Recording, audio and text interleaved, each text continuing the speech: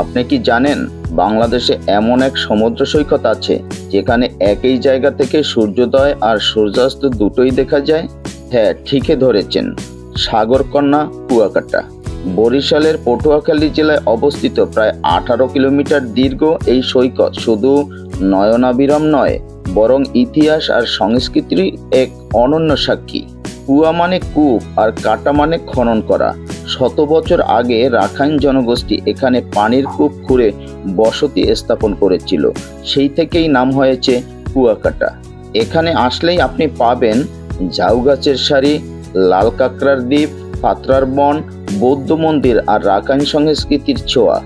ঢাকা থেকে সরাসরি বাসে করে কুয়াকাটা পৌঁছতে লাগবে 10 থেকে 12 ঘন্টা। আবার চাইলে লঞ্চে বরিশাল গিয়ে সেখান থেকে বাসে আসতেও পারেন।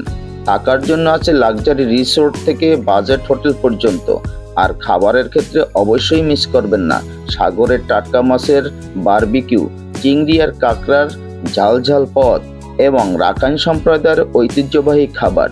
শীতকাল কুয়াকাটা ভ্রমণের জন্য সবচেয়ে উপযুক্ত, তবে বর্ষাকালে ঢেউ কিছুটা উত্তাল থাকে, তাই সাবধানে থাকা জরুরি। রাখাইন পল্লী ভ্রমণের সময় তাদের সংস্কৃতির প্রতি শ্রদ্ধাশীল হবেন। আর হ্যাঁ, কেনাকাটার সময় দরদাম করতে ভুলবেন না। প্রকৃতি, সংস্কৃতি আর শান্ত পরিবেশ সব একসাথে উপভোগ করতে চাইলে কুয়াকাটার চেয়ে ভালো জায়গা আর নেই। তাহলে কবে যাচ্ছেন সাগরকন্যা দেখতে? কমেন্টে জানান।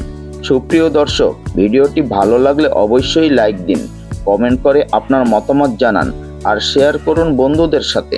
আপনার একটি লাইক, কমেন্ট ও শেয়ারই আমাদের অনুপ্রেরণা।